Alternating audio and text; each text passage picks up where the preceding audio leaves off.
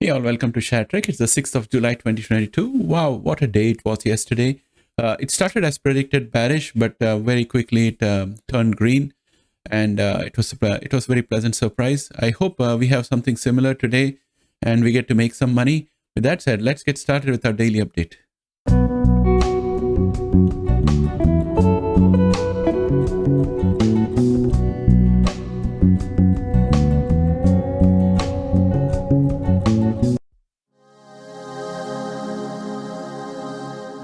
Let us first start off with the headlines. I'm looking at the CNBC website, and we can see that Dow, S&P, Nasdaq, all those futures are down, and 10-year yields are down.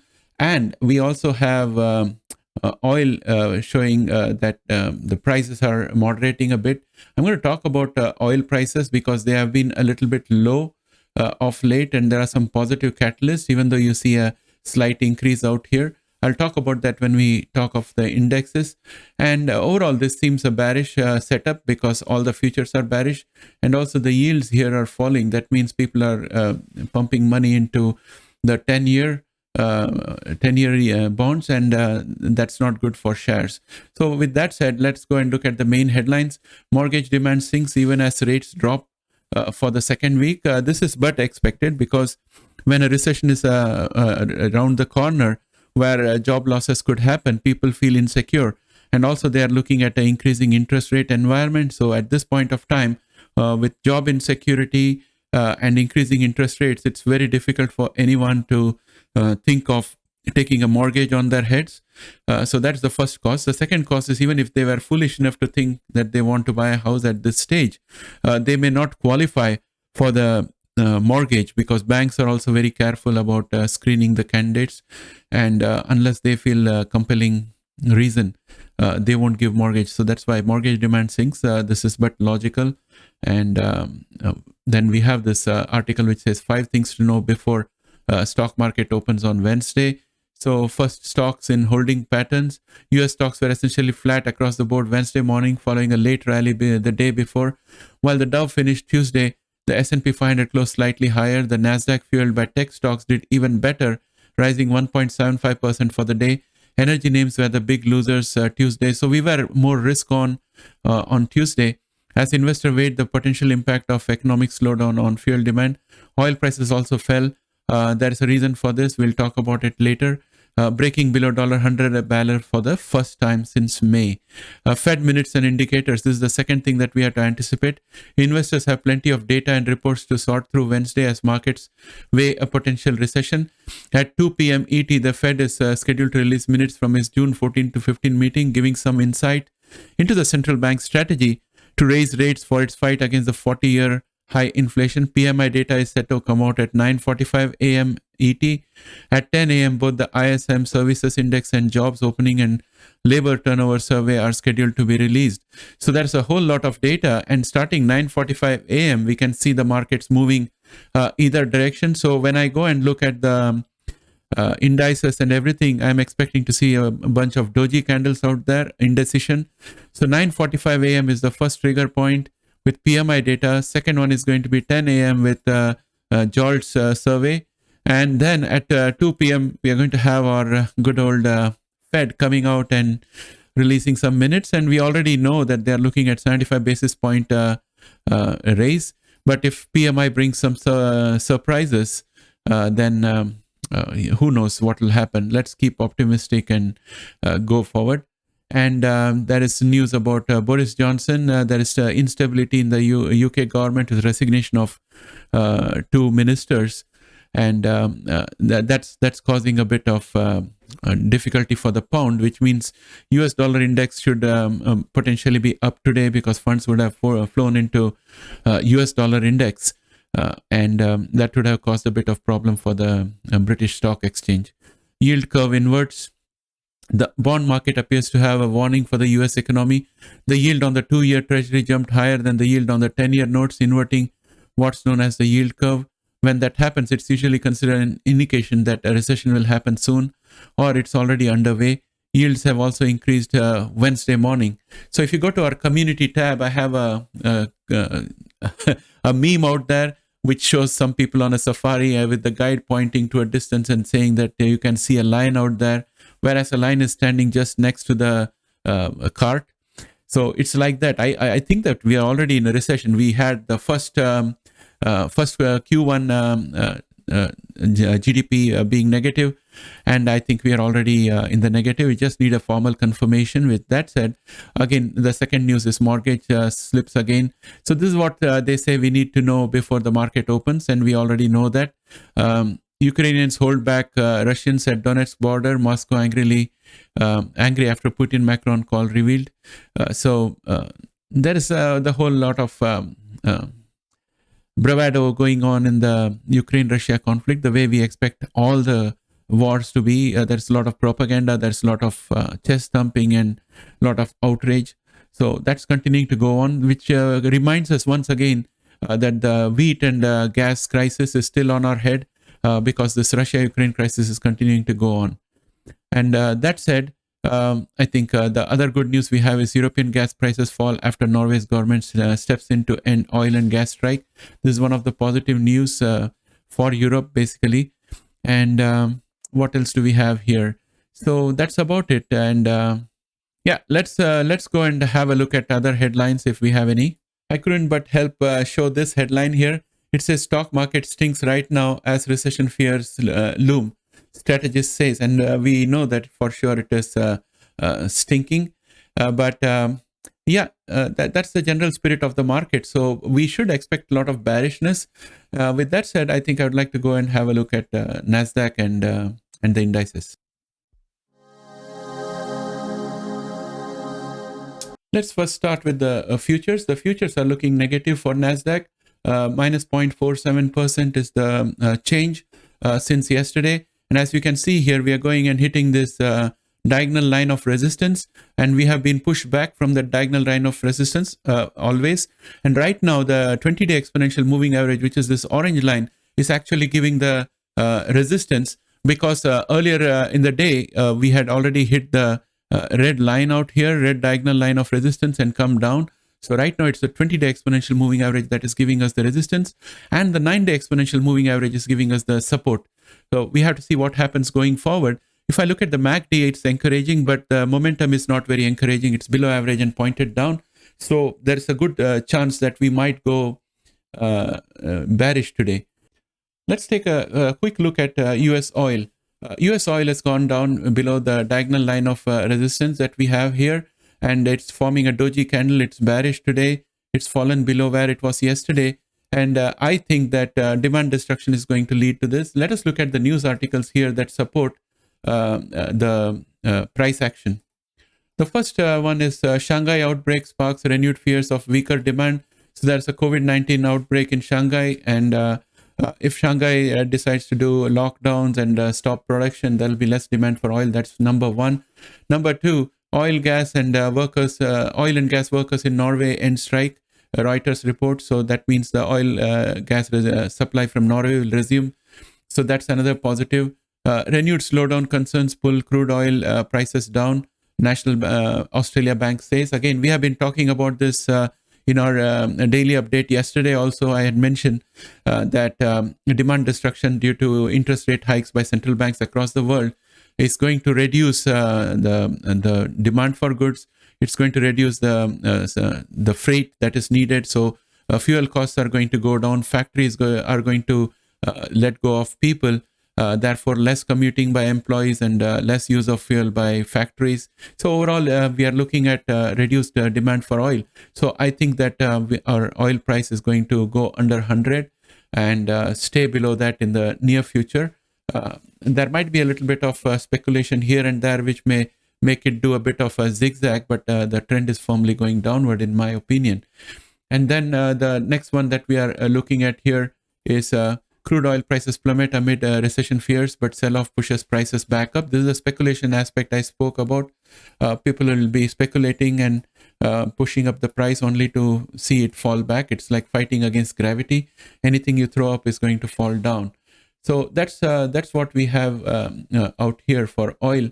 And with that said, I think I would like to go and look at VIX.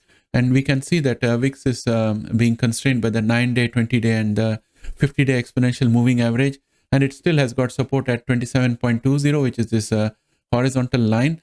For a good market, we want it to be below 20, and we are very far away from there. And well, given all the risks that are in the market, I think volatility will continue to persist.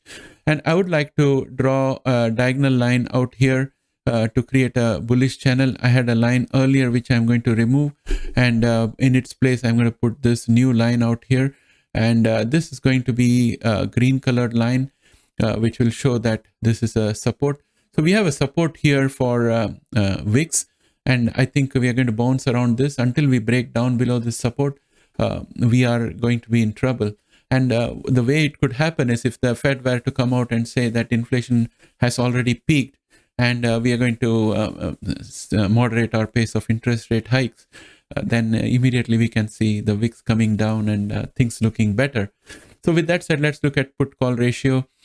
In case of put-call ratio, we are almost close to the mean with a bias towards being a bit bullish, slightly bullish out here. But I think that today's candle might probably be more bearish depending on all the other indicators that we have seen so far. And if I look at the US dollar index, I can see that the funds have flowed from the pound sterling and gone into US dollar index. So we are further up. And as we mentioned with this cup and handle pattern, let us see how far this will go. So this is the bottom and this is the top. So if I was to pull this out and keep it here, so we are looking at potentially 13073 for US dollar index, if I'm not mistaken. Let us zoom out from, let us zoom in here and pull this out so that we can get a fix on where the price is. So 13073 is going to be the price target for US dollar index in my opinion, and we are going to continue moving there. We are just at 13024 right now. And this means really bad things for the stock market, because when the dollar index goes up, that means people are taking money out from elsewhere. Right now, we've got money coming in from Europe and also from Britain. And let us look at the USD JPY. Again, money is also coming in. Funds are coming in from Japanese yen because Japanese yen is showing a drop out here. So things are looking good for the US dollar index and bad for the shares this morning. Let us go to QQQ and see what's happening out there. QQQ is down 0.13%. It's showing a bearish open in the market. It's 8:42 a.m. right now. If we look at S&P 500, it's also showing a bearish open. It's down minus 0.15%. If you go to the Russell Index, it's also showing a bearish open. It's down minus 0.29%.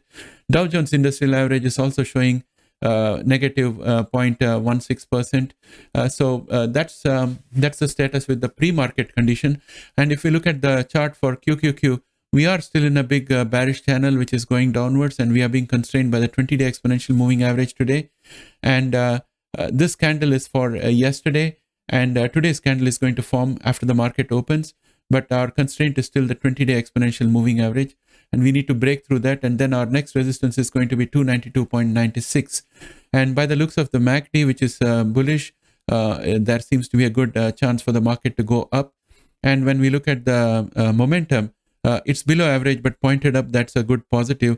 Let me go to a one-day time frame and look at what's happening in the most recent or the last activity that happened on by market close yesterday. We went slightly bullish by crossing over the signal line, and momentum was above average and still pushing up with a lot of room to go before being overbought. So I think that there's a good chance that we might have a little bit of green today, but all indicators are kind of showing indecision, because there are those events that are going to happen today. One is the Fed coming out with their minutes, and then we have the PMI coming out. So all those things are likely to distort. So the market is in a bit of indecision right now, in my opinion. So anything could happen. S&P 500, let us go to Dow Jones.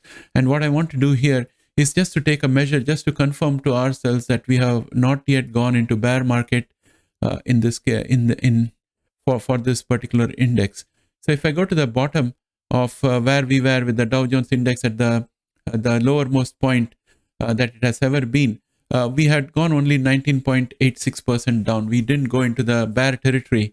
So in my opinion, we need to go to the bear territory in order for capitulation to happen, because my concept right now is that probably there are investors who are moving money around the various sectors, and they are finding a lot of support in Dow Jones Industrial Average components, and they are moving in and out of those components, and they are coming down slowly. So I think the next downward trajectory has to come and fall below this. And once we go below the 20% and go into bear territory on Dow Jones, then there will be no place for escape for any investors, and that's when the capitulation is likely to happen for sellers, and after that we can make our move upwards.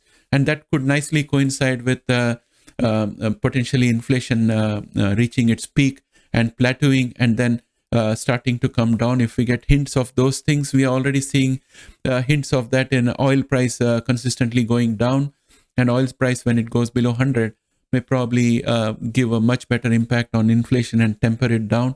If all those things happens, I think that somewhere around, let us say, around 15th of July or 18th of July, we should start seeing some kind of bottoming out in Dow Jones Industrial Average, and then we can say that potentially we'll be laying the foundation for recovering market from that point. But everything is in a flux. Let us see what happens. This is just my personal opinion, not financial advice.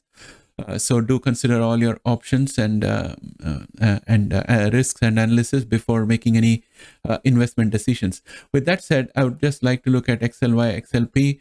XLY XLP had shown a lot of risk on yesterday, and today pre-market it's going negative. That means we are going risk off, which means people are going to sell risk assets. That's what XLY and XLP says. So I would say that I'm cautiously optimistic with the market, with a bearish bias, and with hope of some good news coming in from the PMI and from Fed minutes to move the market upwards. But if they also turn out to be a damper, the bearish open is likely to push the markets further down, and who knows, we may even see Dow Jones going into bear territory very shortly. So with that said, I would like to go and have a look at our genomic stocks. So here we have the genomic stocks, and I'm looking at our watch list out here. Everything is looking green out here with just two red spots, which is Pfizer and Novartis. Both of them are dividend paying companies, and they are solid companies with a lot of products already in the market making money for them. And also they have got a lot of pipeline items and ability to take over any of these genomic companies that we see out here. So I'm not worried about these guys, including Regeneron and Vertex. But let's look at Intelia, which was the biggest gainer with 16.98%. You can see there was a big spike out there, and we took out two resistances. This is a very, very promising move up for Intelia. And let us see if there is any positive news out there which drove this up. There is no positive news out here that is pushing it up. Let's look at let's look at Bluebird. Bluebird is up 17.99%. Again, a very strong performance. Is there any good news out here? No news after June 14th. So this is some kind of automatic reaction in the market. Our indicators are looking great even now. And pre-market, we can see Bluebird is still positive. So Bluebird might open green. Let's look at Intelia, which is pre-market is negative. It has converted a couple of resistance into support, as we saw before. So we still have support, immediate support, which is going to be at 60.88, and pre-market we are at 63.10. So our 100-day exponential moving average, which is this white line that you see here, which is sitting at 61.89, is going to be the first level of support, and the second level of support is going to be this green line, which is 60.88. That said, Invite is negative pre-market by 1.35%, and we still have the support line out here, which is at 2.15, and we have our 9-day exponential moving average sitting at 2.66 and 20-day exponential moving average sitting at 2.79, which are giving support to the price action right now, because pre-market we are at 2.93. So even the 50-day exponential moving average, which is at 3.87, is giving a resistance to us at this point of time. So that's the story with Invite. It's going to open bearish. Beam did very well yesterday, and it was constrained only by the 100-day exponential moving average sitting at 47.64. But pre-market today, it's down 2.47%, and it's sitting at $45.34 today. and our next support is going to be at 40.22. And I would also potentially put a very minor support out here because we had a couple of pushbacks from this point. So the support is going to be at 43.98. It's a minor support. We should see whether we can hold on above it. MACD is looking great, and momentum is also looking great with plenty of space to go towards being oversold. But pre-market, it's looking bearish, down 2.47%. That's a big amount. We are at 8:49 a.m. right now. So it looks like a bearish open for Beam. Let me see if there is any news out here. No new news for Beam. PACB is up 16.33%. It's well in the middle of our consolidation range. Everything is looking good for Beam, and pre-market also it's up, so it's going to open positive. It's up 0.96 in the pre-market trades. Editas is up 15.57% as of yesterday market close, and it's broken through a resistance out here of 13.14, which now becomes its support, and it's got resistance out here at 15.37. And also the 100-day exponential moving average sitting at 15.86 is a resistance. Right now we are at 14.54, which is a drop of minus 0.07% before market open. MACD is looking bullish, and momentum is also looking great. So I'm suspecting that Editas might probably open positive, and if the overall market goes positive, it could stay positive.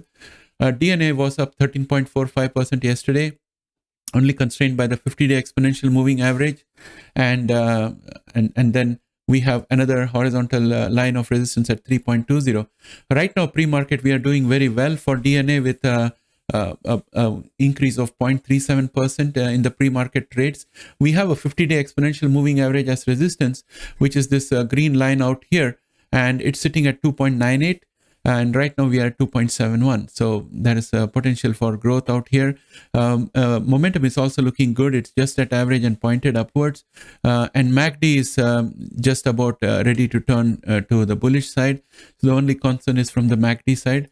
Teladoc was up 11.43%, and it was constrained by the 50-day exponential moving average sitting at 39.09. Right now, pre-market, we are at around 39.99, which is up 3.58%. So it's looking very good for Teladoc. So we are potentially likely to break through above this 50-day exponential moving average. Whether we can stay there will depend on the three news items that are going to come to today. They are going to be the catalyst, and they'll determine the direction in which we are going to move. CRISPR Therapeutics was up 10.68%.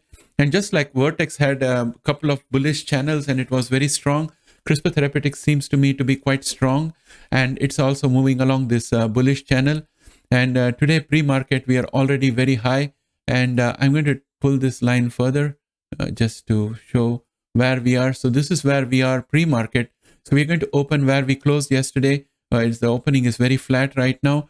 So even otherwise, there's plenty of support, and this red line of resistance, which was sitting at 66.36, is now a support.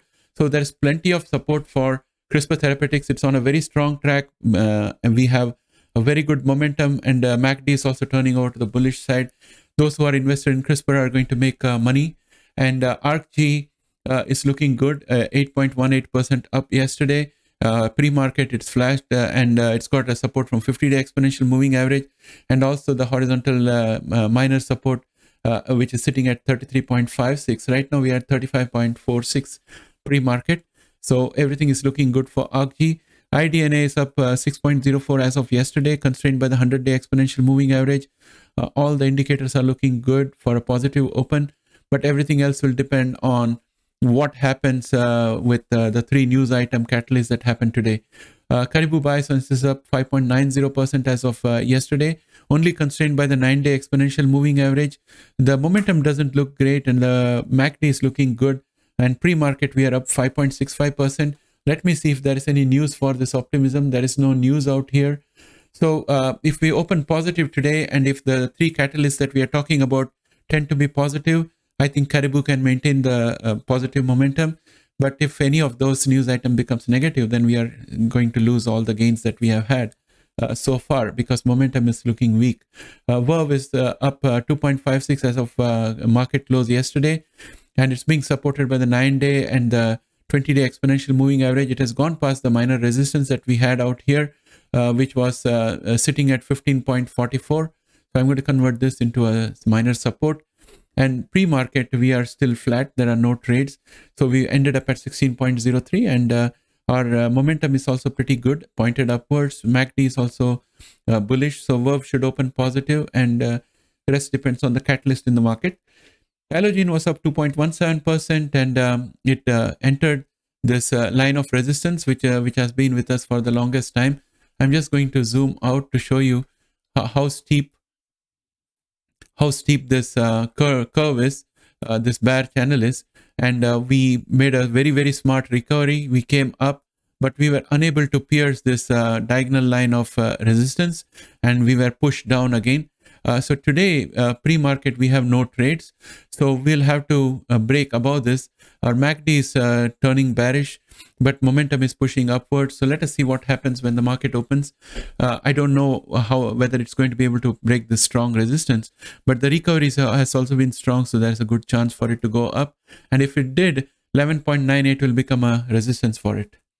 SQZ was up 1.94%. It is just bouncing along the bottom where we have a support at 3.02, and it's being constrained by the 9-day, 20-day, and the 50-day exponential moving average. The 9-day exponential moving average is sitting at 3.23, so our immediate resistance is 3.23 when the market opens. Next, looking at Illumina, it was up 1.04% yesterday. Momentum is very weak, so with no pre-market trades, I don't have much comment to make about it.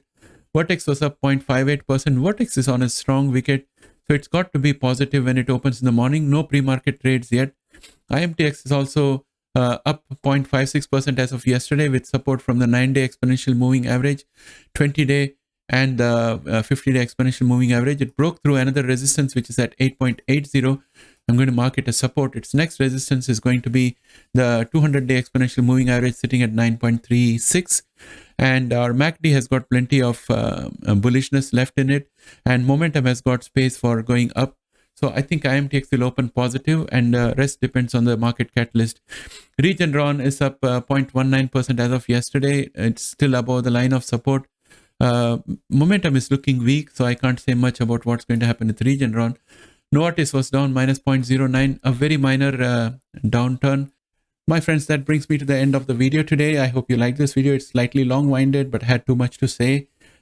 Please press a like out there. And if you have not yet subscribed, please subscribe. And I would like you to check out this video that I put yesterday. The link is just up here. And it talks about inflation and supply chain and the elements of the supply chain. It also discloses one of the best companies which has been ahead of the curve with supply chain. So please check it out and let me know what you think about it. With that said, bye for now.